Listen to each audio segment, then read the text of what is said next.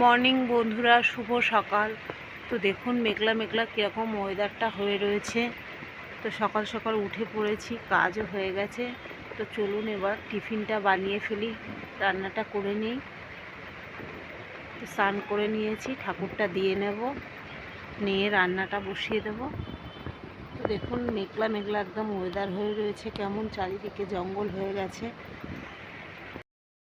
এটাও আমি দিয়ে নিয়েছি স্নান টান করে। এবার আমি রান্না বসিয়ে দেব। তো চলুন রান্নাঘরে যাওয়া যাক।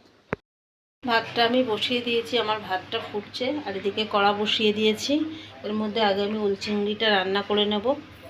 তো চলুন ওল চিংড়িটা আগে বসিয়ে দিই। তো দেখুন এদিকে আমি কুকারে আমার ডিম আলু সিদ্ধ হচ্ছে, আর এদিকে আমি ওল চিংড়িটা সোমবার দিয়ে দিয়েছি। তো আমার ওল চিংড়িটা প্রায় হয়ে এসছে, এবার আমি নামিয়ে নেব। তো রান্না আমার প্রায় হয়ে এসছে। ডিম আলুটা সিদ্ধ হলে ডিম আলুটা বসিয়ে দেব, কষা হবে হাঁসের ডিমে। ঝালটাও আমি বসিয়ে দিয়েছি, মাছের ঝালটা আমার হয়ে এসছে, এবার আমি নামিয়ে নেব।